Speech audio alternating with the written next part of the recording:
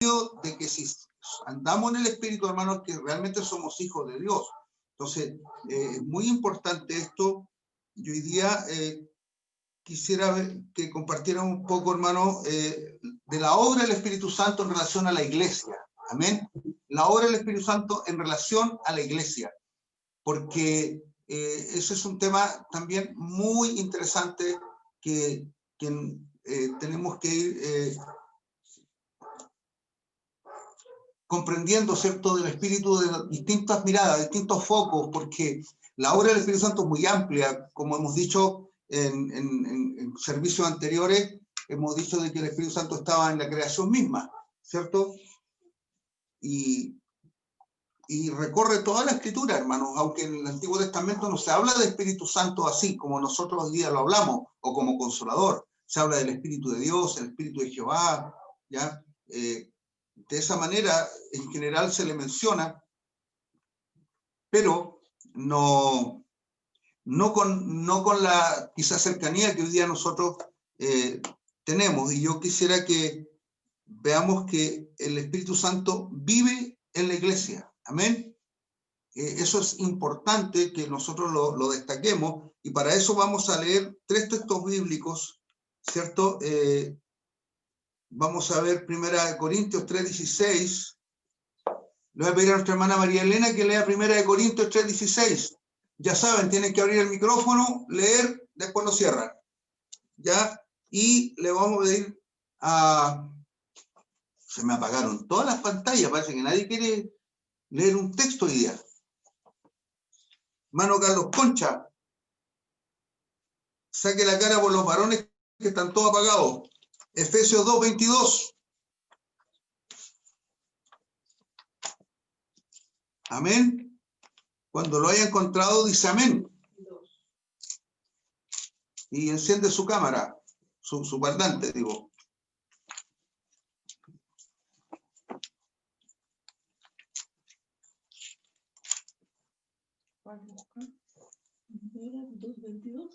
Sí. Primera de Corintios 3:16.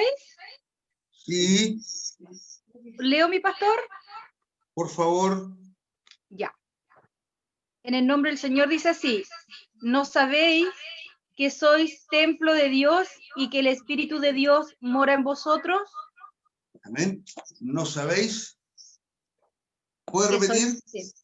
¿No sabéis que sois templo de Dios y que el Espíritu de Dios mora en vosotros? Amén. Somos templo de Dios. Amén.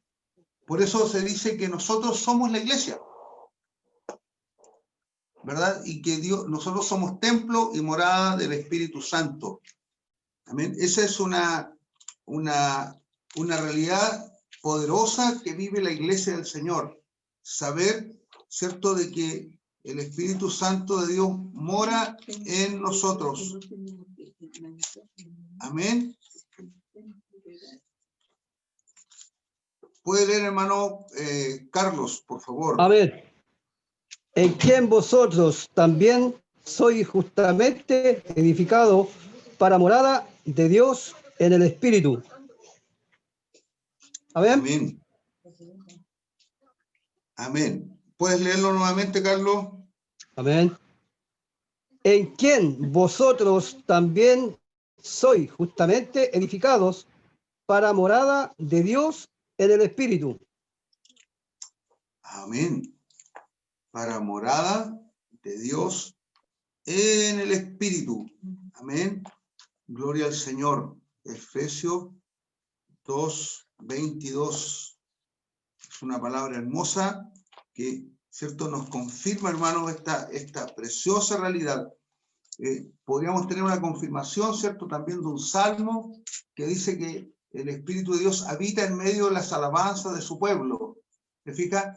Porque el Espíritu Santo, ¿cierto?, mora en la iglesia. Y nosotros somos la iglesia.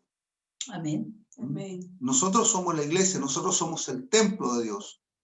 ¿Ya? Que Dios no habita, dice la Escritura, ¿cierto? Y hay incumplimiento ahí en casas o en templos hechos por manos de hombres, sino que mora en nuestros corazones. Por eso la iglesia es morada del Señor. Y la Biblia dice, Jesús lo dijo, donde hay 2 o 3 congregados en mi nombre, yo estoy ahí. Amén. La unidad básica. Fíjese que años atrás se discutía en Chile qué es lo que era una iglesia, porque las críticas, ¿cierto?, siempre han habido hacia la iglesia. Entonces se decía, ¿qué cantidad de personas se pueden considerar iglesia? Y empezaron a sacar las cuentas, porque hay iglesias que son multitudinarias, pero llegaron que hay a una unidad básica, fundamental, que Jesús la señaló, donde hay 2 o 3, yo estoy. Amén. Eso es iglesia. La unidad fundamental. Amén. 2 o 3. Ahí está el Señor. Por lo tanto, ahí hay iglesia. Amén. Así que no es despreciable, ¿cierto?, este concepto que se ha leído en Efesios, ¿cierto?, que leyó nuestro hermano Carlos, Efesios 2:22, y lo que leyó nuestra hermana María Elena, ¿cierto?, 1 Corintios 3:16. No es menor cuando decimos, ¿cierto?, de que el Espíritu, somos templo, somos morada del Espíritu Santo. ¿No sabéis que sois templo de Dios y que el Espíritu Santo mora en vosotros? Amén. Le damos gracias al Señor por esa preciosa verdad, por esa preciosa realidad en que nos da este privilegio, hermano. Fíjese que uno lo mira así como que nos ponemos zapatos, nos abrochamos los cordones. Lo vemos muy simple, muy cercano. Pero esto no aconteció en el Antiguo Testamento. ¿Se da cuenta? Los creyentes del Antiguo Testamento no tenían este privilegio. El Espíritu Santo, hermano, estaba en el templo y nada más. Y algunos que eran ungidos. Pero era una unción, no era morada. Y ahora Dios habita, su morada en nuestros corazones. Amén. Ese es un misterio tremendo que nosotros no lo podemos comprender. Amén. Que quizás no lo vamos a entender a cabalidad. ¿Cómo es que Dios mora en nosotros? Pero su palabra dice así. Amén, Dios. Y el verso 22 del capítulo 2 de Efesios dice que somos edificados para morada de Dios en el Espíritu. Somos edificados para morada de Dios. La iglesia, ¿cierto?, es el edificio de Dios. Pablo también lo dice en otro pasaje, dice, vosotros sois edificio de Dios, labranza de Dios. Amén. Entonces, es importante tener este concepto claro, arraigado en nuestro corazón, que el Espíritu de Dios vive en la iglesia, ¿cierto?, y habita en la iglesia como templo. Y por lo tanto, en un templo se adora, en un templo se ministra al Señor, se le sirve, en un templo no, en un templo se mantiene, digamos, aseado, ordenado. ¿Se fija? Por eso nuestra iglesia en Chihuayante la tenemos que tener limpiecita, ordenadita, es como algo que lo entendemos que así debe ser, que hay que barrer por debajo de la silla. ¿Cuánto más nuestro corazón? Amén. Amén. Amén. Que Dios nos ayude, hermano, porque aunque es un gran privilegio, también es una gran responsabilidad. Amén. Amén. Porque, mire, Jesús dijo, lo que sale de la boca del hombre contamina al hombre.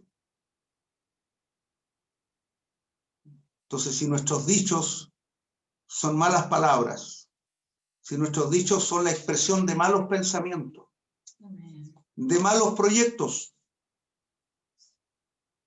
vamos a contaminar el templo del Señor, que es nuestra vida, que es nuestra alma. ¿Se da cuenta? Que es es algo de cuidar, es algo de lo que debemos cuidarnos.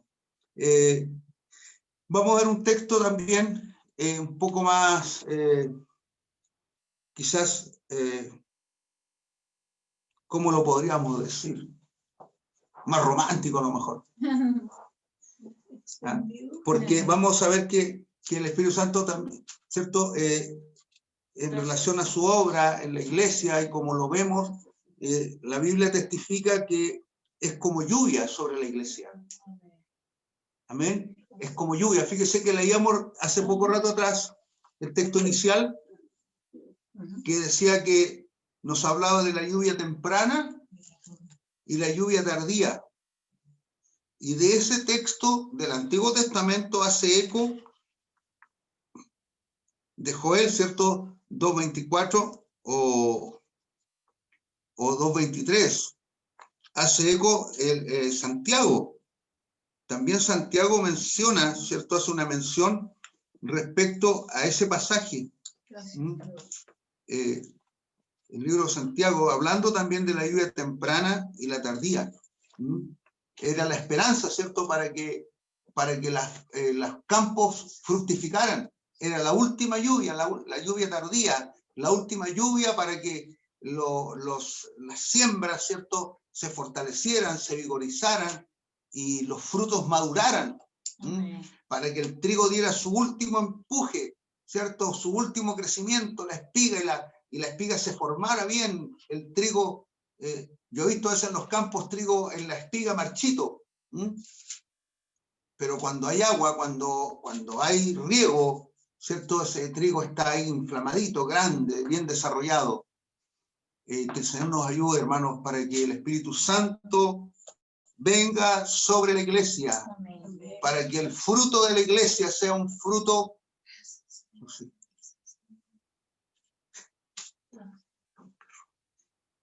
El fruto de la iglesia, hermanos, sea un fruto maravilloso.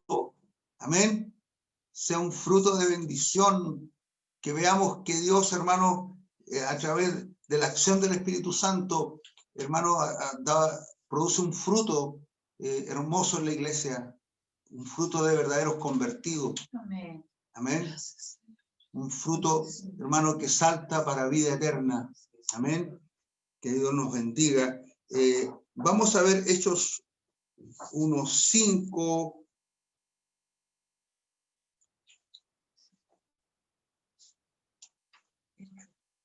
Sí, vamos a ver algunos textos en el libro de Hechos. Busca Oseas 2:3. 1:5, la hermana Verónica, por favor. Después le voy a pedir.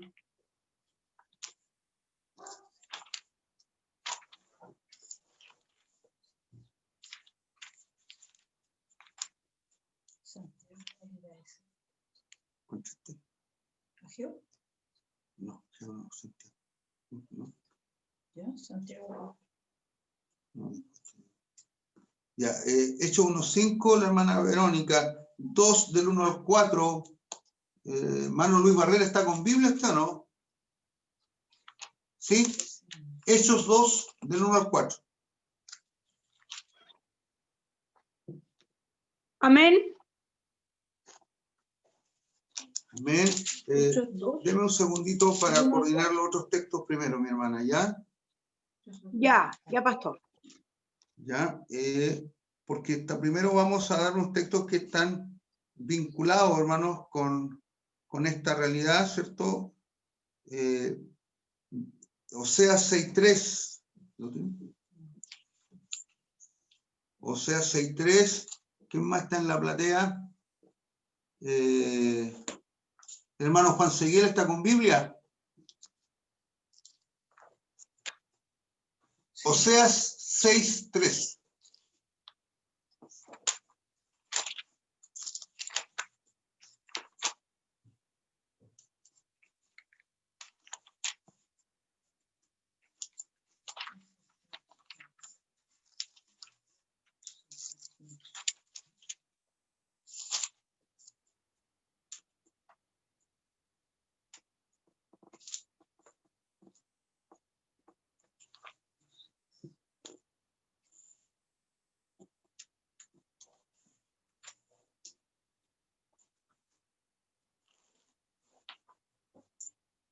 1, 5.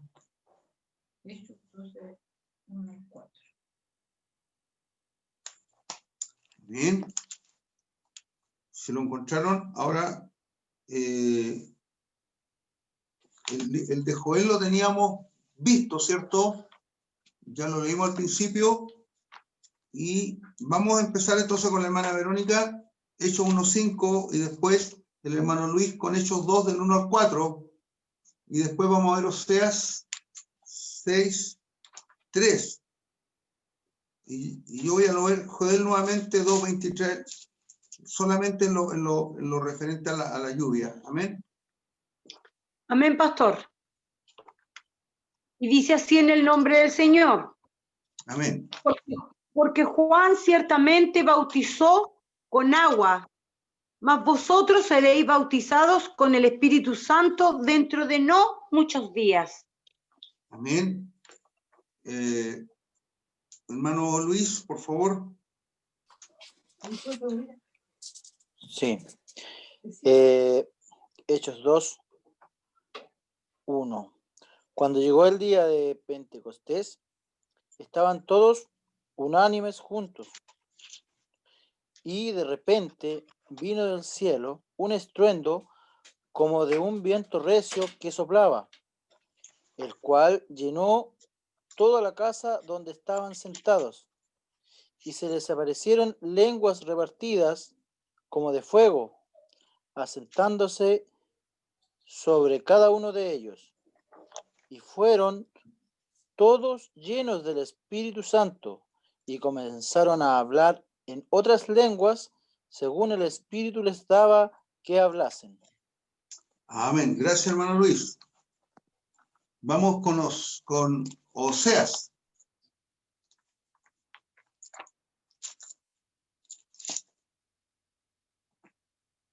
Hermano Juan, Oseas.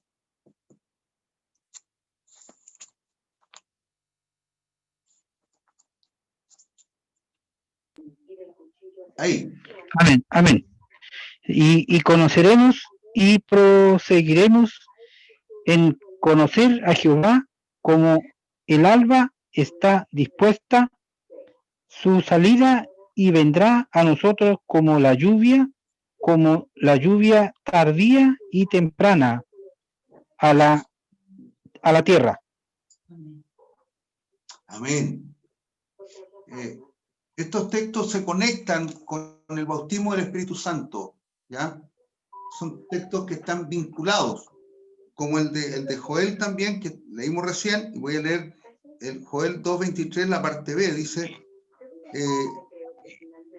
y gozaos en Jehová vuestro Dios, porque os ha dado la primera lluvia a su tiempo, y hará descender sobre vosotros lluvia temprana y tardía como al principio. Amén.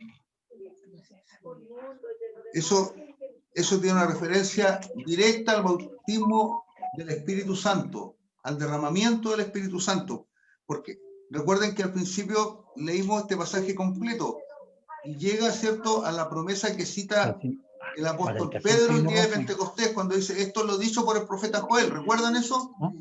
Este es el mismo contexto. Aquí esta palabra está en ese contexto también.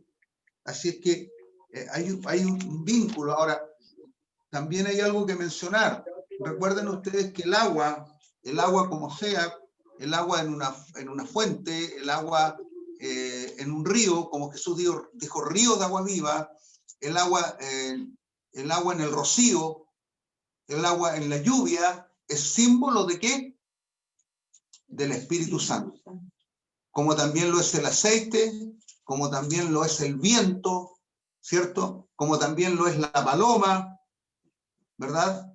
El agua es símbolo del Espíritu Santo, como también lo es el fuego. Hay 5 símbolos del Espíritu Santo: fuego, agua, aceite, paloma, viento.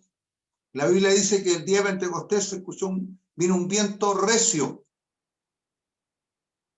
Hay un libro hermoso que nosotros leímos cuando éramos jóvenes y que se llama Como un viento recio, que habla del derramamiento del Espíritu Santo en Indonesia. ese todavía está por ahí, no sé si usted lo puede googlear, a lo mejor lo encuentra en línea el libro, y lo puede leer, o lo puede comprar en librerías cristianas, se llama Como un viento recio de Mel Tari. Es un libro, pero hermosísimo, que habla, especialmente los primeros capítulos, hermanos, habla del derramamiento del Espíritu Santo en Indonesia. Fue algo espectacular. Amén, un gran avivamiento. Así que tenemos que tener eso en cuenta. También hay dos textos que yo quisiera sumar, Isaías 32:15 y 44:3, ¿ya? Isaías,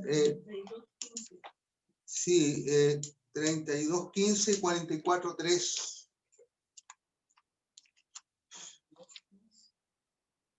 El 32:15 dice, Isaías 32:15. 2:32.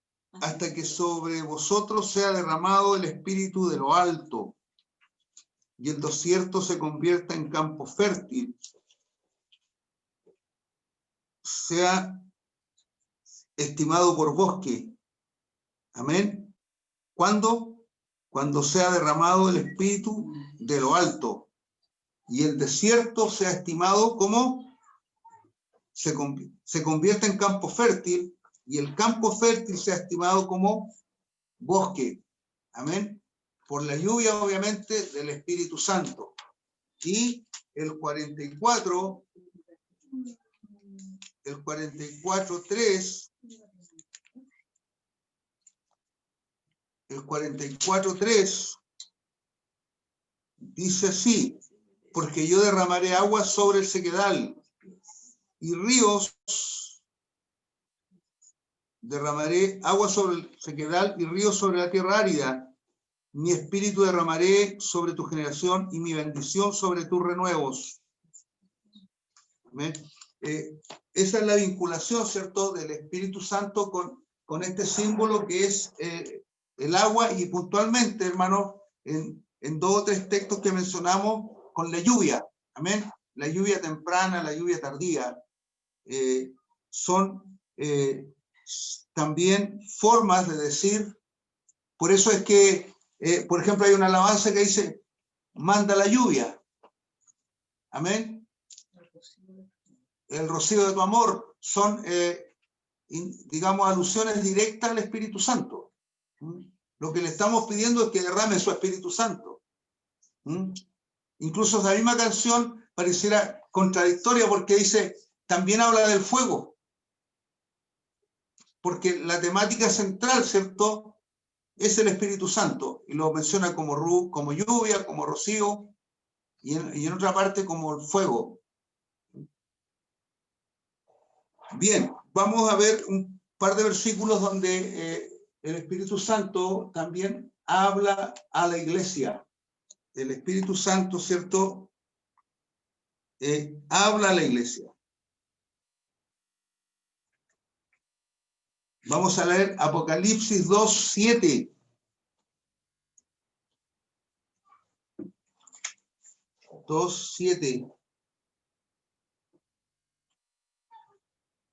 Y le vamos a pedir a nuestra hermana María Elena Roa el 2:7.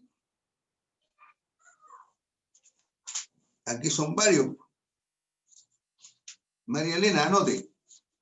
2:7, 11, 17 y 27. Todos del capítulo 2. 11, 17. Y 27. Después del capítulo 3, hermano Luis Barrera, Apocalipsis 3, versículo 6. Si tiene un lápiz, anote porque se le van a olvidar. 3:6, 3:13 y 3:22. 3:6, 3:13 y 3:22.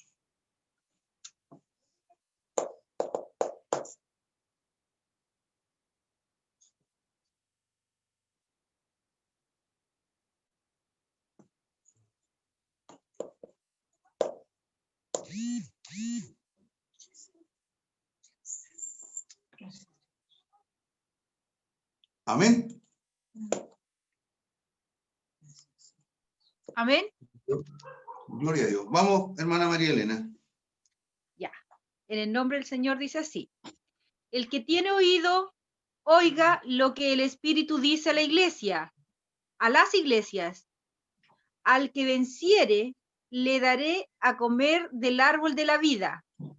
El número 11 dice, el que tiene oído, oiga lo que el Espíritu dice a las iglesias. El que venciere no sufrirá daño de la segunda muerte. Después el 17 dice, el que tiene oído, oiga lo que el Espíritu dice a las iglesias. Al que venciere, daré a comer del maná escondido y le daré una piedrecita blanca. Y en la piedrecita escrito un nombre nuevo, el cual ninguno conoce sino aquel que lo recibe. Y el 27 dice así en el nombre del Señor, dice, y las regirá con vara de hierro, y serán quebradas como vaso de alfarero, como yo también la he recibido de mi Padre. Amén. Amén. Se fijan que, bueno, son los mensajes, ¿cierto?, a las iglesias. ¿Y quién es el que habla? El Espíritu, ¿cierto? Amén. Hermano Luis. Hermano Luis Barrera. Amén. 3:6, 13 y 22.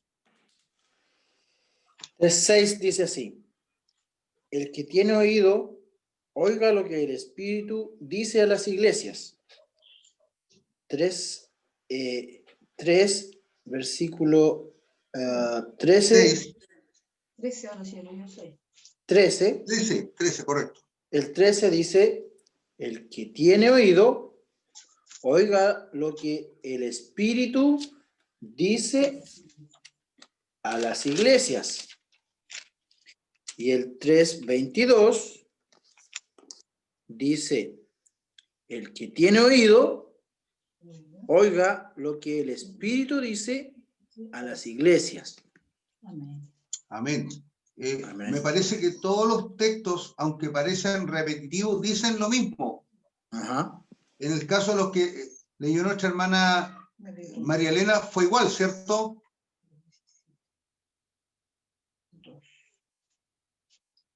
El contenido es, si no es idéntico, es muy parecido. El que tiene oído, oiga lo que el Espíritu dice a las iglesias. Amén. El Espíritu, hermanos, del Señor está ahí para hablarnos, para hablar a la iglesia. ¿Ah? Que el Señor nos ayude porque que podamos tener el oído para escucharlo. Que no cerremos nuestro oído al Señor. Y lo que a veces, hermanos, hemos advertido también, y recuerdo una predicación, me parece por mes de marzo o abril, en que hicimos el énfasis de a quién estamos escuchando, porque a veces no escuchamos al Señor, o le escuchamos y después escuchamos otra voz. Y el caso de Ananías y Zafira, ¿cierto?, es emblemático. Ellos habían escuchado al Señor y iban a hacer un gesto maravilloso, extraordinario, de bendición, que nadie se lo había pedido. No había sido Pedro, ni Juan, ningún apóstol, nadie le había pedido nada a ellos. Ellos sintieron en su corazón, lo conversaron como matrimonio y tomaron una decisión. Pero después, en el camino, algo, y Satanás, Pedro le dijo a Ananías, ¿cierto? Lo encaró Pedro y Ananías no reconoció, no se echó para atrás, ¿cierto? Y le dijo Pedro, Ananías, ¿por qué llenó Satanás tu corazón? Así le dijo Pedro, el capítulo 5 de Hechos, verso 3. Ananías, ¿por qué llenó Satanás tu corazón? Para que mintiese al Espíritu Santo. ¿Se fijan? Entonces, ahí hay una palabra clara respecto a que a veces el creyente, hermano, siendo hijo del Señor, no está exceptuado o no está al margen o no está exento de que el adversario le hable Amén, Dios. y que le tuerza el camino.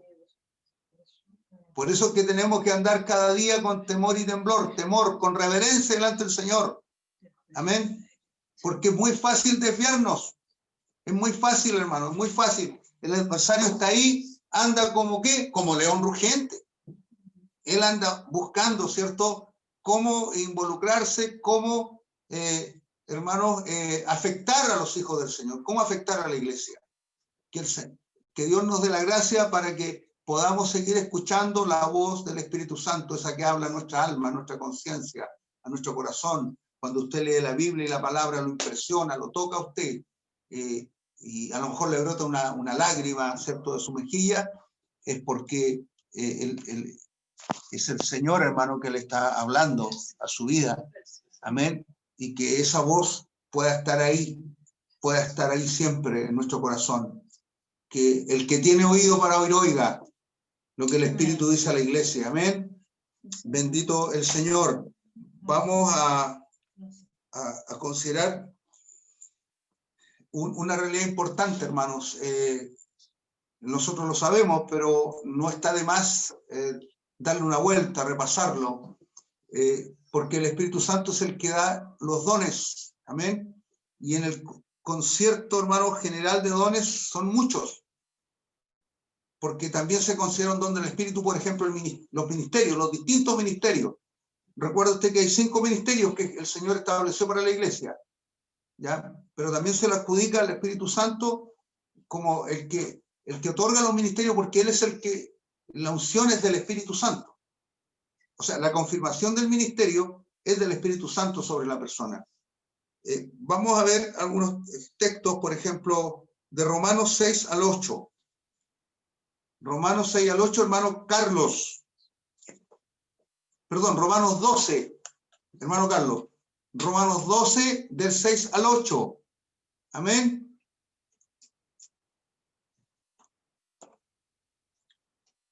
Y con esta parte vamos a ir cerrando.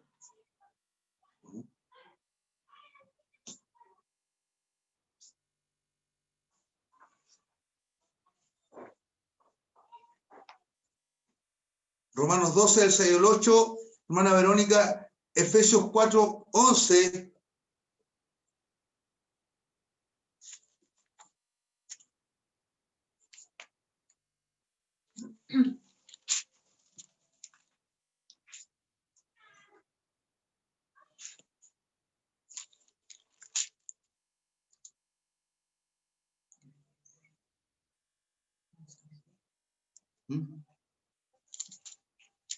Amén. Vamos a leer esos textos.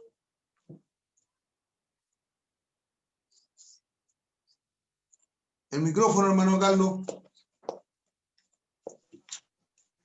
Amén. Eso. Amén.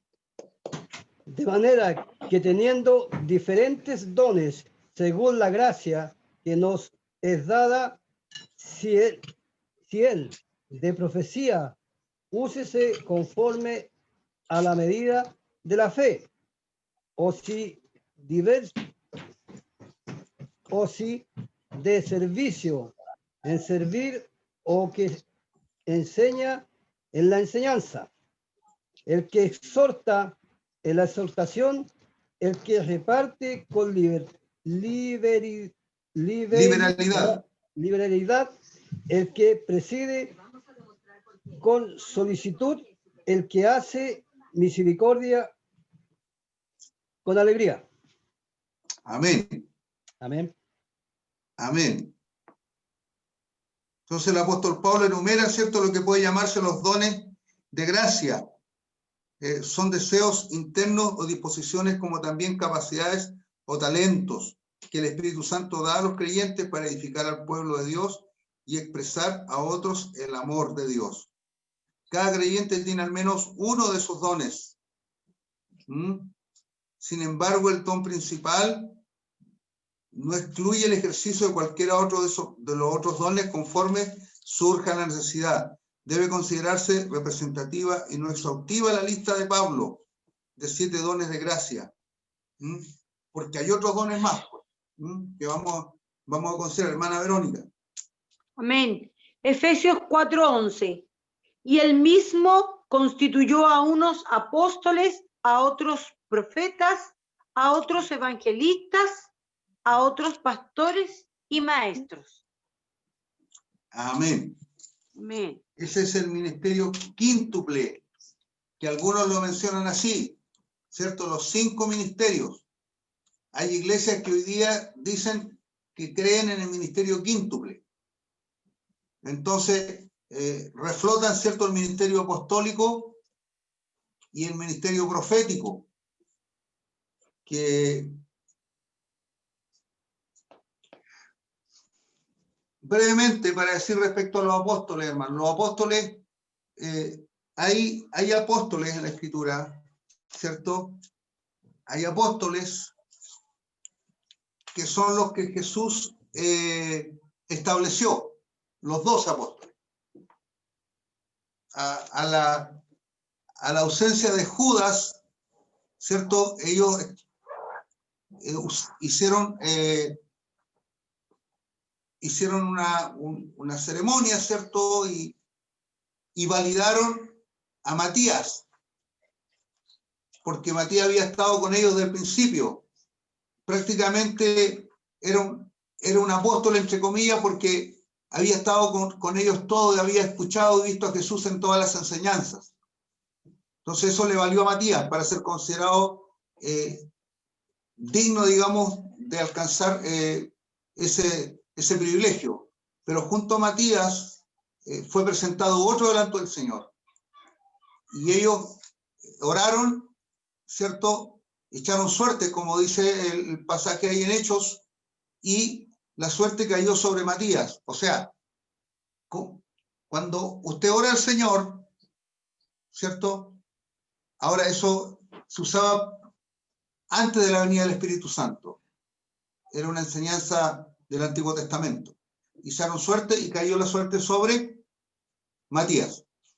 Habiendo orado ellos, ¿cierto? La suerte cayó sobre Matías. Entonces, ¿qué pasa, hermanos?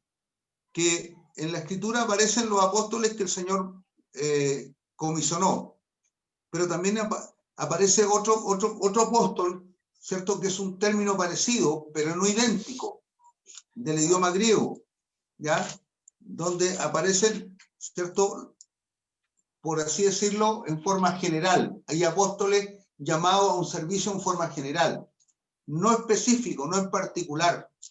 El apostolado ¿cierto?, de los 12 apóstoles fue exclusivo de ellos. Y uno de los requisitos, hermanos, para ser apóstol era haber tenido un encuentro, ¿cierto?, con Jesús, haber estado con Jesús. Esa era una cláusula, digamos, que no podía ser superada. Si la persona no tenía un encuentro con Jesús, con Jesús cara a cara, ¿cierto? No como nosotros que hemos tenido un encuentro personal con Cristo, pero nunca lo hemos visto, sí hemos sentido la obra de Él en nuestras vidas. Y fíjese que la excepción a esa regla, en realidad no hay ninguna excepción, porque el apóstol Pablo, ¿cierto?, él estuvo con Jesús.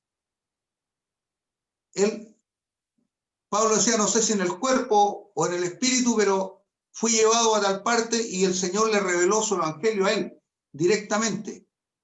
Ahora, no se olvide usted que camino a Damasco, Pablo cae del caballo y vio una luz que lo cegó. Ese era Jesús también, ¿ya? Y le dijo, ¿quién eres? ¿Cierto? Yo soy Jesús, le dijo, al que tú persigues. Dura cosa te es dar cosas contra él, aguijón. Esa fue la respuesta de Jesús a Pablo. Entonces, Pablo tampoco fue la excepción. Pablo vio a Jesús, habló con Jesús. Y los apóstoles decían, los que hemos visto y oído, los que hemos palpado el verbo de vida. Bueno, después digamos, la casi excepción de Pablo, porque Pablo no estuvo los 3 años y medio con Jesús caminando, ¿cierto? Por las calles polvorientas de Galilea y de Jerusalén, de Samaria. Sin embargo, Pablo recibió el Evangelio directamente de parte de Jesús, y eso es algo que no podemos, digamos, es ineludible. Así que eso, hermanos, es algo ineludible que nosotros tenemos que tener en cuenta. Pero más allá de ellos, no hay otra persona en el mundo que haya visto a Jesús o que Jesús se le haya revelado de tal manera que le haya entregado la comisión de su evangelio, porque a los apóstoles les reveló Jesús el evangelio. ¿Se fija? Entonces, ese no es algo que ninguno de nosotros haya recibido. Amén. Entonces, ahí encontramos dones, ¿cierto?, del Espíritu. También los profetas, los evangelistas, como ya leyó nuestra hermana Verónica, los pastores, los maestros. Algunos hablan de pastores y maestros, como que algunos ponen a los maestros primero, maestros y pastores. Hay alguna diferencia, ¿cierto?, en cuanto a la interpretación del orden. En el fondo, como que se tiende a pensar quién es más, el maestro, el pastor. Y la verdad que generalmente los pastores, son maestros, son evangelistas. Generalmente un pastor funciona en esos tres ámbitos, ¿ya? Generalmente. Ahora es notorio que hay pastores que son maestros, pero así como por excelencia. Y otros pastores que tienen una beta, ¿cierto?, evangelística muy potente. Eso también a veces es notorio, que hay pastores que tienen ese fuego evangelístico muy marcado. Pero su función principal es ser pastor.